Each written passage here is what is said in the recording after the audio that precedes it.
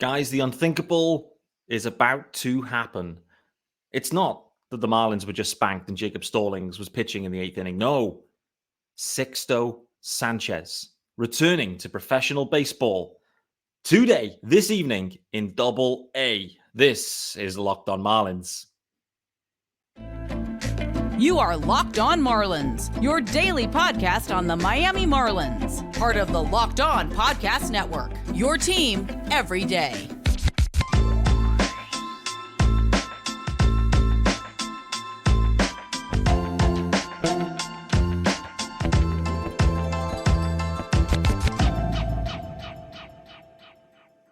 Greetings from England and welcome to Locked On Marlins. This is your daily Marlins podcast. I am your host, Peter Pratt. Hit me up at Miami Marlins _UK, of course. That's on X or Twitter, formerly known as. Thanks for making Locked On Marlins your first listen of the day. This, of course, is your team every day. It's the Tuesday, the 12th of September episode. This one is slightly earlier than yesterday. Hope I catch you guys on the evening commute. This one is out for your return journey back home for the majority of listeners based out in the US. It's 7:30 here, PM UK time. No tennis match this evening. So, but my shoulder is sore and I am debating my tennis career, my future tennis career after getting spanked on the court last night. A similar kind of game to the Marlins against the Brewers. However, there is a YouTube channel as well, guys. I'm already segueing into topics that I shouldn't be. Back to the script, Pete. Back to the script. There is a YouTube channel. Hit subscribe. Join me over there. If you are watching, you will see there is no guest. It is a solo show on Tuesday. And you will see by the rundown, there's going to be some conversation about some pitching. Multiple layers and topics of pitching. The Marlins, unfortunately, came up short in game one against the Brewers. From a pitching perspective, Brandon Woodruff was incredible. From a Marlins perspective, Luzardo wasn't quite right. Dan Castano made his return, and Jacob Stallings was seen pitching in the eighth. All of those are indicators that the Marlins have not had a good game, and they didn't. Luckily, run differential doesn't matter. It doesn't matter. But they were spanked 12-0. And it's one of those games where nothing good came of it. Not a single thing, I don't think, anyway. There was nothing. Nothing to report. I mean, maybe we could report that Dan Castano was back. Maybe we could say that Jacob Stallings was relatively effective in the eighth. But I did want to talk about Jesus Luzardo. But before we do that, guys, this episode is sponsored by our good friends over at Gametime. And you can download the Gametime app, create an account, and use the code LOCKEDONMLB for $20 off your first purchase. Last minute tickets, lowest price, guaranteed. Should have done that slightly earlier, so apologies for that. Jesus Luzardo, listening to his post-game comments, he felt off. Didn't feel in sync. Called out that maybe like the extra day of rest just kind of didn't help, which is really interesting, right? Sometimes you assume that more rest is good and you get an extra day where maybe you didn't expect it, but overall, these guys, they're built around a routine, which isn't, for Luzardo anyway, in particular, it's an every 5-day routine. And, when that's thrown off a touch, which it has been here, by design, I think it seems, but it's been thrown off a touch. And on reflection, he's then saying, maybe that didn't really help me. I prefer to just go every 5. That's the routine I like. Yes, the innings are adding up. I haven't been this far before, but mentally I'm feeling good. Health-wise, I'm feeling good. The arm's feeling good. Yes, there's niggles because it's September and there's always going to be niggles, but overall, he's feeling good. And the one thing I would say as well about this Jesus Luzardo post-game presser. Boy, oh boy, George Kirby earlier in the week, or last weekend.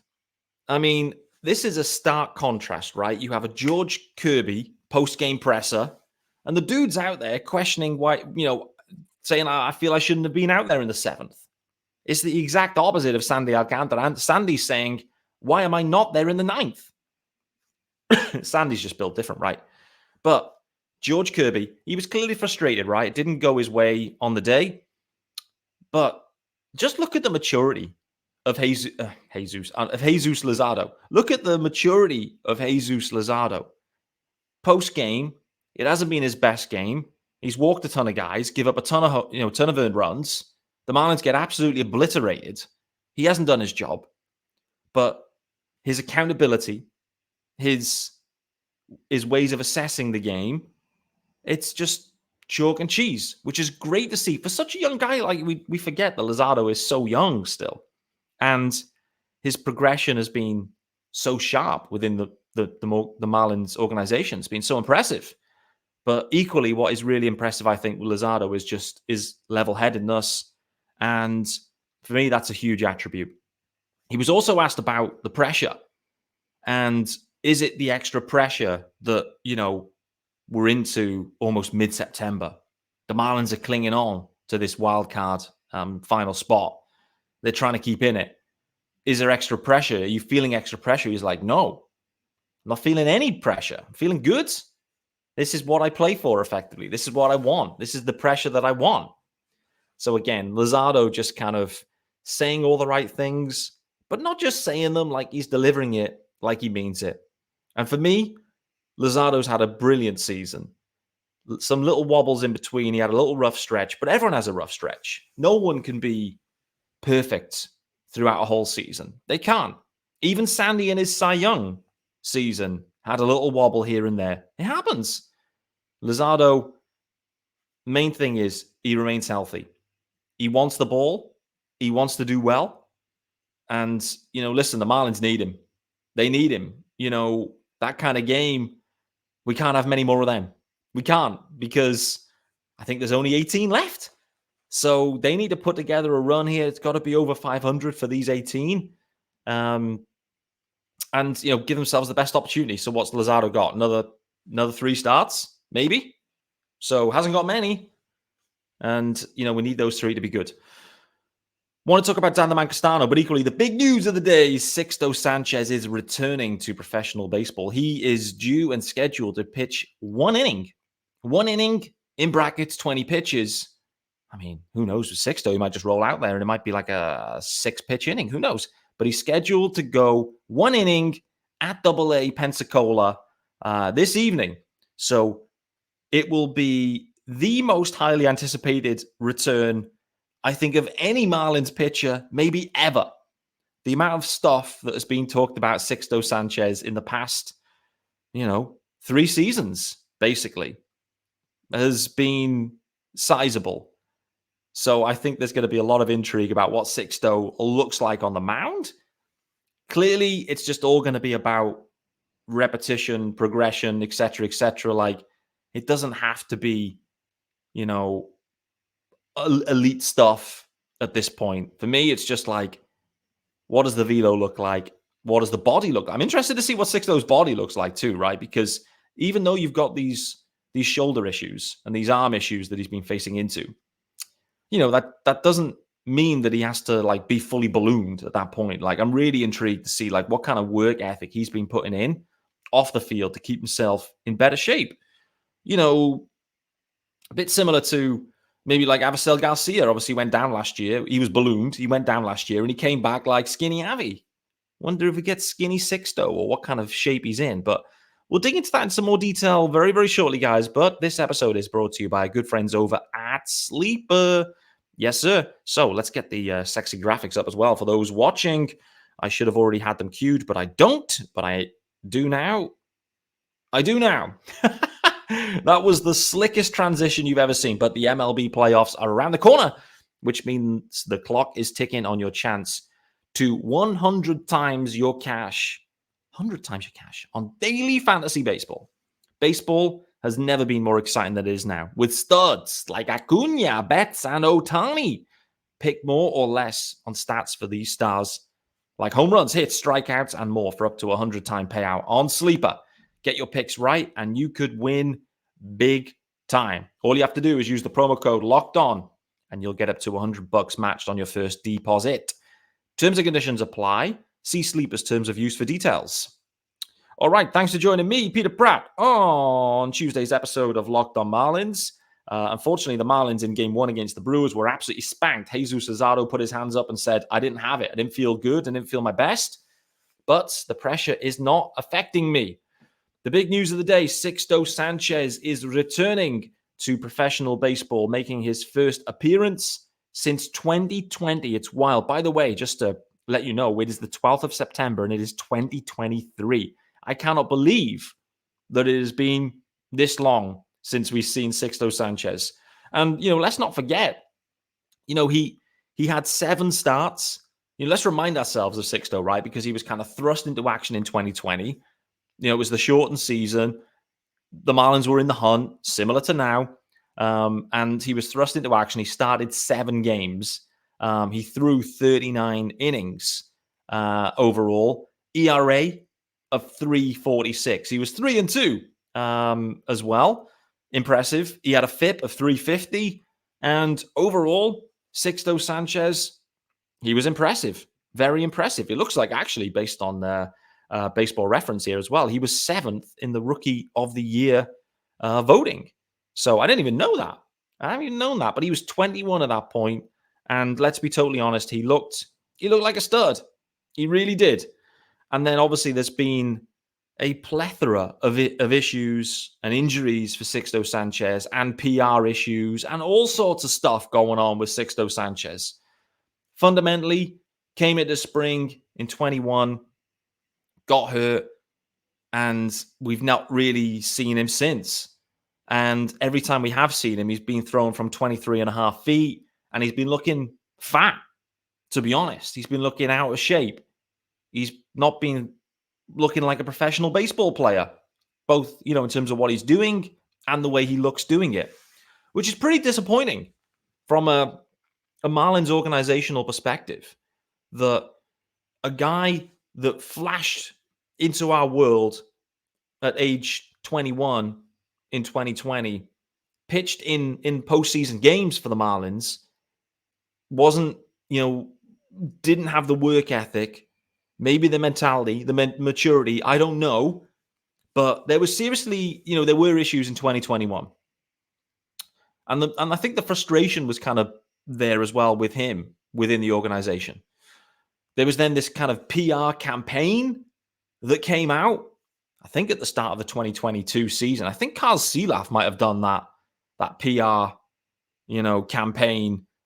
I think that video has been removed. Someone mentioned to me that they can't find the Sixto Sanchez propaganda piece anymore via YouTube or wherever it was available. So I do wonder what happened with that.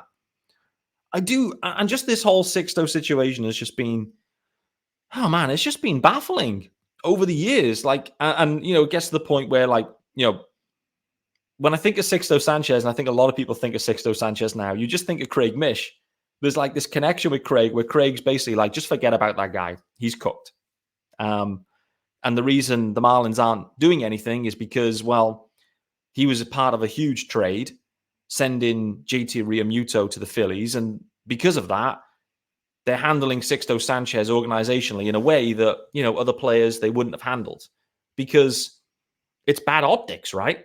It's bad optics if they have to DFA Sixto Sanchez because he fundamentally, injury-wise, his career's done, or, mentality-wise, it isn't there and the work ethic isn't there. I don't know.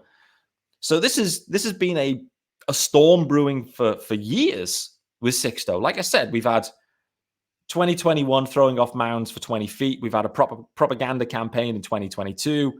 Another injury, 2023. Some videos surfacing. I must say it has been more encouraging recently. There's been some more images and videos of him throwing bullpens, but the ones I've seen, it looks like he's, throwing at 60 mile an hour or something. And so for me, that's going to be the most intriguing part here with Sixto Sanchez is what does he look like? What does he actually look like in terms of throwing? How effective can he be at AA the first time out there on a mound in a live game since 2020? There's going to be a lot of rust, and we have to accept that. The other thing to call out as well with Sixto Sanchez, he won't be impacting the Marlins at the big league level at all this year, by the way. And so I think maybe, tongue in cheek, I guess, some people saying, hey, well, could he make a return? Like, let's say the Marlins could kind of stay alive and stay hot and get into the postseason in October. Just imagine if you can add Sixto Sanchez to your bullpen, maybe. Kind of a bit like how we were feeling about Max Meyer earlier in the year, where he was like trending in a positive direction. I think that's ruled out. I don't know if it's been ruled out by like Kim Ang or anything, but I think as a collective, as Marlins Twitter, we've ruled that out. Maybe Fish on First, like on that one. And I trust Fish on First with their reporting in the main. There's been a few wonky ones along the way, but, in the main, Fish on First are absolutely on the money. And I think that is the most likely situation here with Sixto. But when we take a step back, you have to think this is encouraging news. And it's not about 2023. It's about 2024 and beyond. Because, if the Marlins can find a way and Sixto Sanchez can find a way to come back for spring in 24 and give it a full go, and then the Marlins can see anything from Sixto Sanchez, that would be a huge dub, a fat dub, because I think on this podcast, I've written him off. I think on every podcast, he's been written off. At this point, the expectation levels of Sixto Sanchez are so low, which is so frustrating because of, like I said, you go all the way back to 2020. He was the hottest thing. He was the hot thing in baseball.